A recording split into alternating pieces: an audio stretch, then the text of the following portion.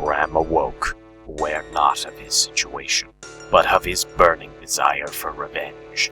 Were his brain not that of an 18-month-old baby, he would have been awash with humiliation. A defender of humanity such as him, reduced to an inept child in what might have been his finest hour? None of these thoughts occurred to Bram, of course. There was nothing but primitive vagueness inside his baseball-sized brain, jumbling around. All he was aware of, as he awoke, was his burning desire, no, lust, for revenge. However, a headless humanoid hologram hovered close at hand, hankering to help, like a happy, high-minded handyman. First, the alien mob scientist requested a computerized scan of Bram's infant mind, hoping to find a possible unconditioned stimulus to put to work. The hologram quickly identified Bram's want of revenge, isolated it, and sent the data back for approval. The scientists, curious and frightened, reserved the go-ahead, thinking it would be quite unwise to use a hostage's hatred to classically condition them. So instead, the hologram calculated a more appropriate method to elicit an unconditioned response, and settled on letting Bram eat a cupcake. On the opposite end of the laboratory, an advanced 3D printer printed a delicious chocolate cupcake and a gun.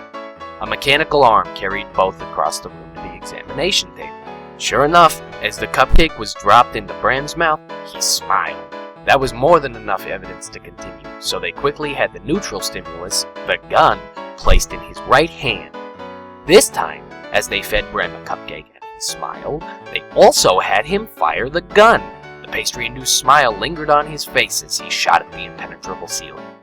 The first trial was a success, so the scientists all nodded pleasantly, positive that after several thousand successive trials, they would soon have a baby that really liked shooting things. So they totally left him alone and said they'd check back on him later. Days passed, unchanged. Finally, when satisfied, the scientists returned to check on Bram, hoping to find a kid who could defend himself with a gun and won't need so much supervision, you know? They did not give Bram a cupcake this time, just the gun. They waited with bated breath to see if firing it would cause Bram to smile, just as if he were eating a cupcake. Sure enough, he fired once, and a grin broke across his little face. The acquisition process was a roaring success. But the joke was on them! They didn't correctly follow the steps of classical conditioning. They skipped making sure the neutral stimulus didn't elicit an unconditioned response. Their lazy scientific method would be their downfall.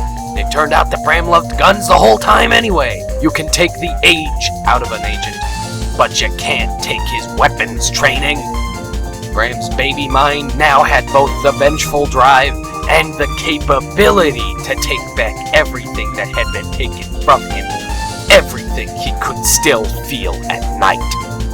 This has been Mars Needs Mom's Read. Mars Needs Help Now, with your host,